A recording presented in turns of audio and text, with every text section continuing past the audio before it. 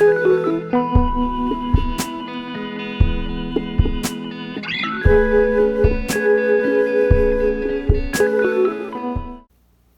Chad here.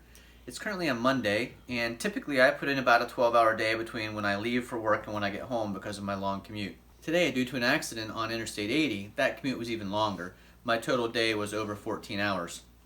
When I came home, I went ahead and got a bite to eat, but tonight I also need to take a look at this dryer. This dryer is 20 years old. I bought it new when I built the house, and it's done a good job for us, but it failed in the last several months. And I was able to take it apart and just jiggle some things around. I'm not even sure what I did, but it ended up working. Well, it has stopped working again. Looking for the part, I was able to find the part online, and I can get it from a local appliance store that's been really good to us. But the part's $150, and like I said, the dryer's 20 years old. So we thought probably time to buy a new dryer, maybe more energy efficient, and certainly something that'll last us more reliably for the next 10 to 20 years. The issue is, due to COVID, nothing is available for indefinite amount of time. So even if we put an order in today, we have no idea if it could be 3 months or longer before we get a dryer. So today I'm going to try to take this apart, jiggle around the same things I jiggled around last time, and see if I can get it working again. So the first thing I'm going to do is turn off the power to the dryer. It's labeled as dryer, and it's the bottom breaker in my box.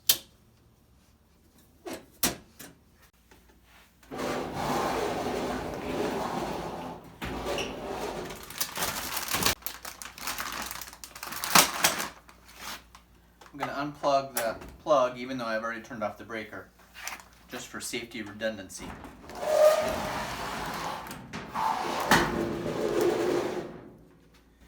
Now the issue that I had before, and seems to be the same issue, is regardless what you set the timer knob at, or the settings knob here, when you hit the start button it makes a clicking noise, and should start, but for some reason it's not starting. And last time, this was the knob that I took out and jiggled around to make it work. So I've tested previously the start switch and found that it's still good.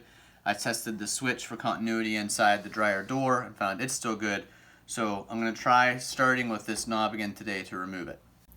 I forgot to mention this is a Roper dryer made by Whirlpool. So if you have a dryer that's similar to this one, this is the 6.5 cubic foot, and I can tell you the model number. It is RES7646KQ. So maybe your dryer has the same issue. And I think this is a good example of Purple Collar Life. I do have a white collar job that I work during the daytime, but try to fix things on my own when I can, and in some situations like this, it's something that I need to try to fix because there's no other option. So the first time I looked into it, I didn't know how to test the switch for continuity, I didn't know how to test the door switch for continuity, and I had to look those things up on YouTube and do some research that way. So I'm hoping that this helps someone else in the future, and I think this is a good example of what Purple Collar Life is. So tools that I'll need. I always recommend having a little set of sockets in the house. This is just a small Craftsman set that I have, and it takes a 1/4 inch socket to remove these bolts on the back panel here.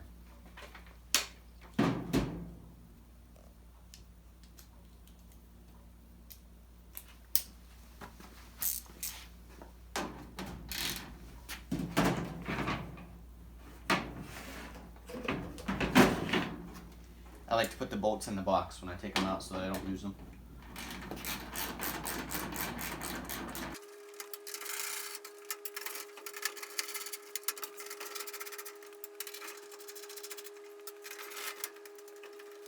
So just 6 little machine screws remove this panel. And I'm hopeful that just dust and dirt that's accumulated in there over time is the cause of the problem.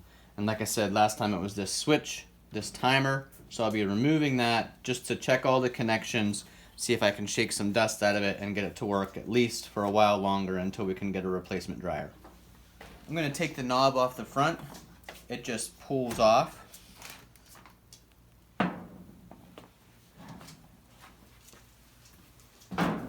And then there are 2 of those 1/4 inch machine screws on the back. And these ones look like they're a different length, so I will not confuse them with the first ones I took out of the back panel.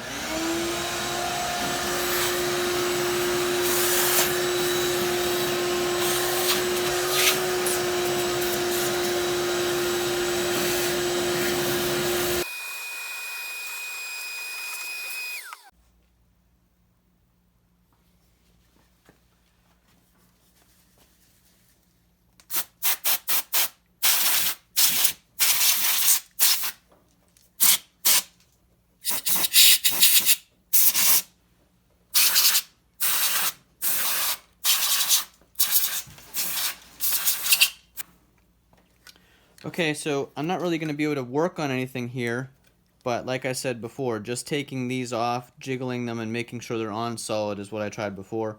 So that's what I'm going to do again. I'll start with this long plastic clip.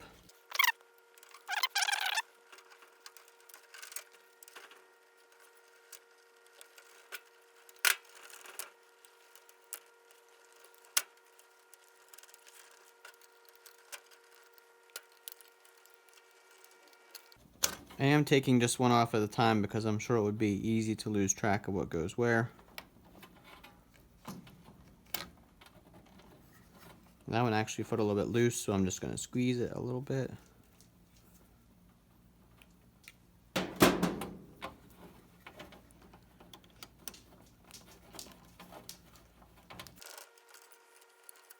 Sounds like there's something loose in there.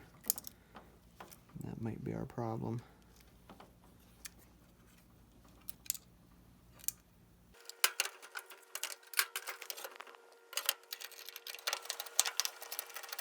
Just going to put the panel back in place with one screw to do a quick test and see if we fixed anything at all.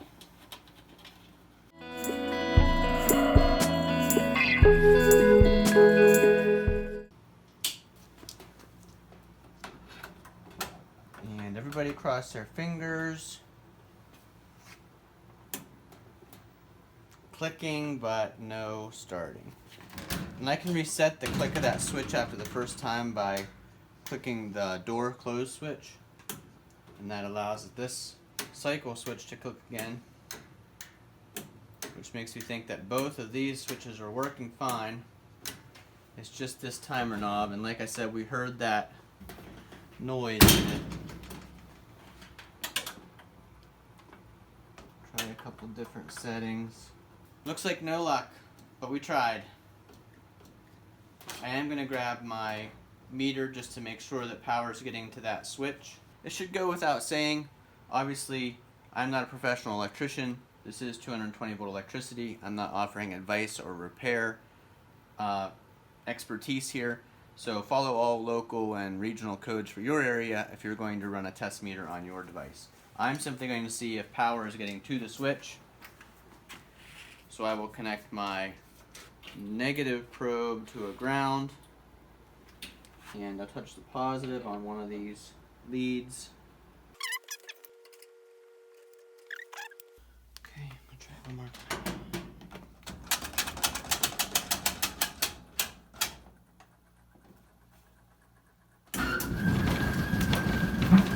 Hooray! Now nobody move anything.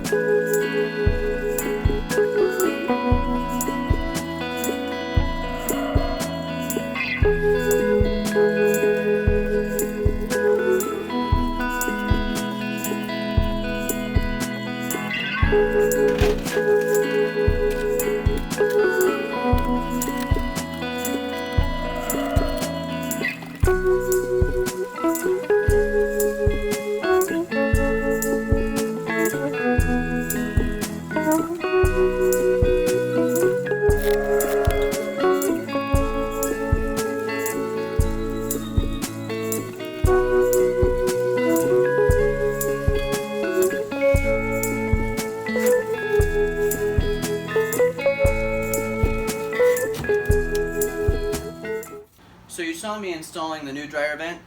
We just couldn't get this thing fixed. We tried, the new part was too expensive. We were able to find this one used at an appliance store where we actually purchased our appliance new for the kitchen remodel. So thank goodness we got one here for $40. We got it hooked up. Hopefully it gets us through until we can find the new dryer.